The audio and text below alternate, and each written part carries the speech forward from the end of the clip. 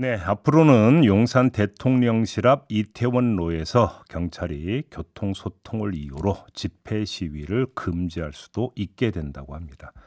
경찰청이 준비한 집시법 시행령 일부 개정령이 지난 10일 국무회의를 통과한 데 이어서 어제부터 공포 시행에 들어가기 때문인데요. 민주사회를 위한 변호사 모임의 집회시위 인권침해 감시 변호단 단장을 맡고 있는 권영국 변호사 연결해서 이야기 나눠보겠습니다. 나와 계시죠? 네, 안녕하세요. 권영국입니다. 네, 이 주제로 지난 7월에 한번 인터뷰 모신 적이 있었는데요. 결국 공포가 됐고 네. 시행에 들어갔는데 좀 일단 네네. 총평을 좀 먼저 해주신다면요. 지금 시행령은 보니까 그 주요 도로를 이제 서울에서 보면 기존에 16개가 있었는데 네, 이것을 20개로 확대를 했고요. 네, 그다음에 이제 뭐 주거, 병원, 학교, 도서관 주변을 또 장소를 제한하고는 있으나 이 주변의 소음 기준을 강화해서 네. 결국은 이제 그 경찰이 실제로 주요 도로라는 이유로 또 소음 기준이라는 이유로 집회를 더 통제하고 제한하겠다는 의미로 이번 시행령이 개정되었다고 볼 수 있습니다. 근데 주요 도로라는 개념이 뭡니까? 어떤 기준으로 주요 도로를 지정하는 겁니까?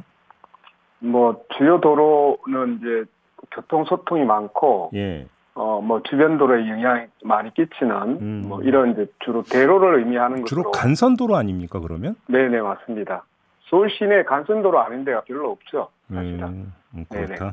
아무튼 그러면 요번에 이 시행령 개정이 대통령실 앞 집회를 막는 것 이게 목적이다 이렇게 혹시 읽으시는 겁니까?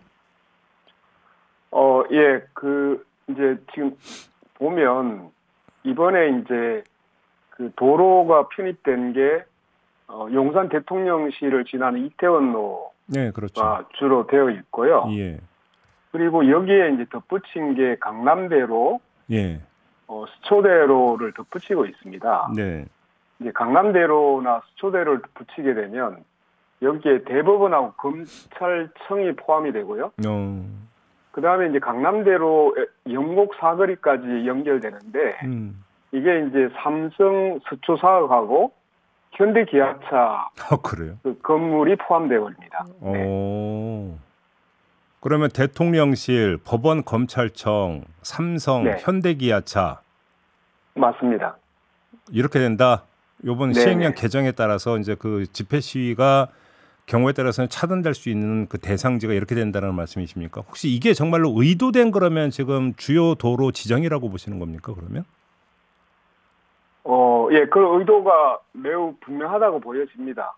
이제 우리 그 현재 집시법 12조에 보면 네, 이 대통령령으로 정하는 주요 도시의 주요 도로에서는 네, 이제 집회 시위에 대해서 교통소통이 필요하다고 인정하면 네, 경찰이 금지나 이 제한이 얼마든지 가능하도록 되어 있기 때문에 네, 결국 주요 도로로 지정을 한다는 것은 경찰이 그 주변에서의 집회를 엄격하게 통제를 하겠다라고 하는 것을 시행령을 통해서 지금 확정하고 있는 것입니다. 근데 예를 들어서 똑같은 도로라 하더라도 네네. 교통량은 시간대별로 차이가 있지 않겠습니까? 예를 들어서 출퇴근 시간대는 더 많을 거고 교통량이. 네네. 그러면 예를 들어 가지고 교통량이 적은 예를 들어서 한낮이나 이럴 때 그럼 여기서 우리가 시위하면 교통소통에 별로 방해 안 되지 않느냐 하면 경찰이 허가를 네네. 내줄 수도 있는 거 아니겠습니까? 그러면?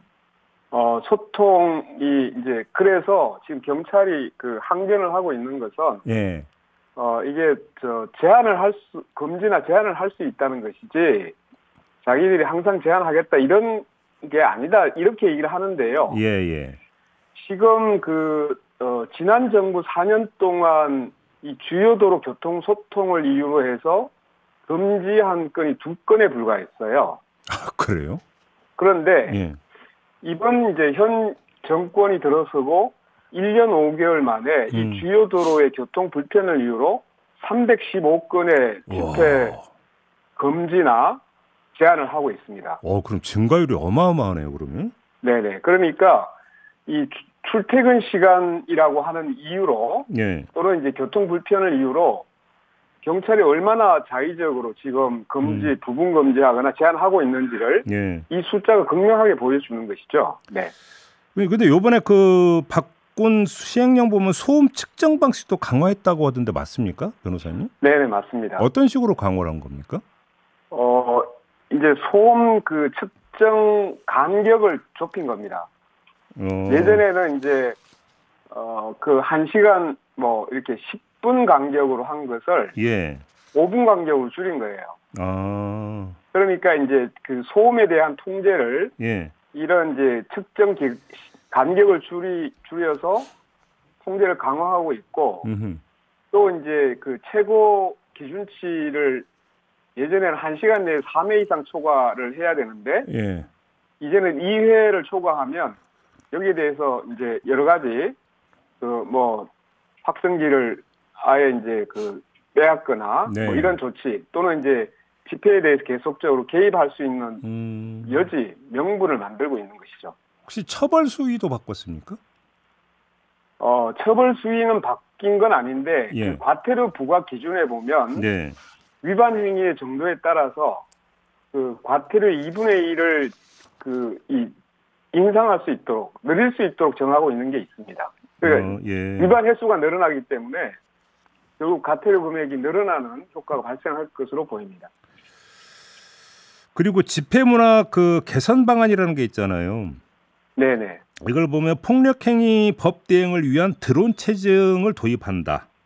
경찰 네네. 형사팀 투입 등도 포함이 되어 있다고 하는데 이건 어떻게 평가하십니까? 이건 정말 문제입니다. 예. 원래 집회 시위라는 것은 익명성이 되어야 한다고 하잖아요. 네. 누구든지 다 그 경찰이 어느 누가 집회에 참가하고 이것을 다 체정하고 있다고 하면 사실은 그것은 국가가 집회를 완전히 통제 또는 관리한다는 것이기 때문에 예. 일일이 감시를 한다는 거잖아요. 예. 이 드론을 띄운다는 것은 이 체정의 무제한의 체정을 지금 경찰이 하겠다는 의미고 예. 이것은 실제로 집회 시위에서 누구나도 자유롭게 참여하고 있는 부분을 예. 국가 통제, 국가 감시하에 두겠다라는 것이기 때문에 예. 이런 발상은 민주주의 국가에서는 사실 좀 상상하기 어렵습니다. 그래요? 네. 그러면 지금 민변이나 이런 시민단체에서 어떻게 대응하실 계획이세요?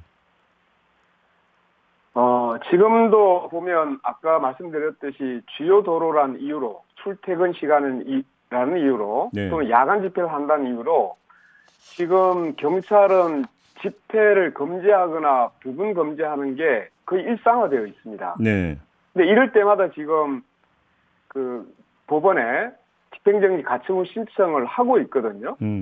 그래서 이제 법원의 결정을 받아서 이제 결국은 집회를 하게 되는 이건 사실상 집회 허가제로 지금 변질된 거나 마찬가지인데요. 위헌 소지가 있다고 보시는 겁니까, 그러면? 맞습니다. 이렇게 계속적으로 위법하다는 판결이 법원에서 나옴에도 불구하고 예. 경찰이 똑같은 지금 금지나 제한을 하고 있기 때문에 예. 이것이 축적이 되면 법령에 대한 헌법 소원도 적극적으로 고려할 생각입니다. 그러시고. 변호사님 연결한 김에 요것도 좀 마저 여쭤볼게요.